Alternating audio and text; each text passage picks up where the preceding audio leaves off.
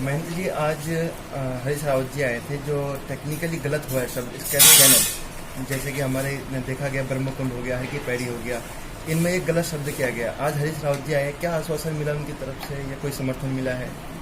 सर्वप्रथम तो गंगा मैया की जय। जब कुंभ का यहाँ शुभारंभ हुआ उस समय कोरोना बीमारी नहीं थी। उस समय भी श्री पंचायती अखाड़ा बड़ा उदासीन निर्वाण हर की पैरी ब्रह्मकुंड पे गंगा पूजन के माध्यम से ही है जो कुंभ का शुभारंभ करते हैं। उस विशेष पूजन में भी माननीय हरीश रावत जी को आमंत्रित किया गया था। कुछ ऐसा इनके पास समय की व्यस्तता रही जिसके कारण नहीं आ सके। बार बार बात होती थी, उन्होंने हमेशा आश्वासन दिया कि हम अखाड़े जरूर आएंगे और अपनी हाजिरी लगाएंगे। एक क्रम तो वो था। दूसरा क्रम ये कि जो इनके द्वारा एक गलत और संवेदनशील अध्यादेश जो जारी हो गया कि स्क्रैप चैनल सर्वानंद घाट, हर की पैरी, कुशावर्त घाट, विष्णु घाट, गौ घाट, सती घाट, दस घाट होते हुए जो प्रवाहित है गंगा की एक मुख्य धारा, उसको इन्होंने स्क्रैप चैनल घोषित कर दिया था।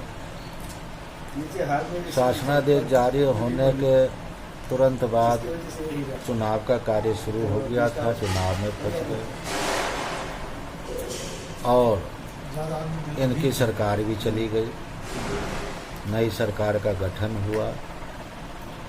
नई सरकार में भी इन्होंने बारंबार सरकार से भी ये इन्होंने कहा कि है जो इस स्क्रैप चैनल को निरस्त कर दिया जाए, लेकिन वर्तमान सरकार अभी तक इस पे चुप साधे हुए है। जबकि ये गंगा का अवतरण से लेकर के गंगा सागर तक हिंदू धर्म जनमानस में ये है, यहाँ गंगा और राम ये सभी के जवान पे हमेशा विराजती हैं। उनमें सभी की बहुत बहुत आस्था है। जन्म से लेकर मृत्यु तक ये गंगा में उनकी आस्था है कि यहाँ से मुक्ति प्राप्त होती है। जब ये लोगों को सूचना हुई तब से ही अनवरत श्री गंगा सभा जी के द्वारा, अखिल भारतीय पुरोहित महासभा जी के द्वारा, व्यापार मंडल के द्वारा और भी जनमानस के द्वारा, अभी कुंभ के समय अखाड़ों के द्वारा, संतों के द्वारा ये विज्ञप्ति जा रही है कि इसको स्क्रैप चैनल को निरस्त कर दिया जाए। लेकिन वर्तमान सरकार चुप है, इस पर संदेह हो रहा है और मैं इनसे यही कहता हूँ कि जल्द से जल्द इसको निरस्त करके जन भावनाओं का सम्मान करते हुए इसको निरस्त कर देवें। इसी संदर्भ में माननीय हरीश रावत जी ने भी यही बात दोहराई है कि अगर ये सरकार निरस्त कर देती है उसमें हमारी सहमति है। मैं खुद मांग करता हूँ कि ये जो शासनादेश जारी हुआ है उसको निरस्त कर दिया जाए।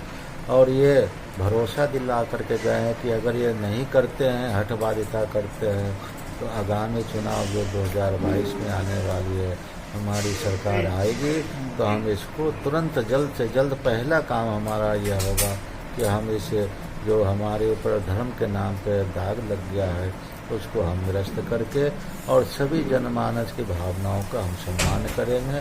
और कुछ क्षति भी होने वाली संभावना जो लोगों ने यहाँ पे भ्रम में फैलाया है कि क्षति ग्रीन ट्रिब्यूनल से और सुप्रीम कोर्ट के आदेश से होगा, उस पर भी हम मंथन करके ये प्रयास करेंगे कि किसी को भी कोई क्षति न हो और गंगा की मूल धारा भी स्थापित रहे और जनमानस की भावना अपने धर्म पे स्थापित रहे, ऐसा उन्होंने आश्वासन भी दिया है। क्या महन जी, अभी आपकी ओर से सरकार से कोई बातचीत के लिए आगे कदम बढ़ाए गए हैं या फिर सरकार की ओर से आपके लिए कोई हाथ बढ़ाया गया है?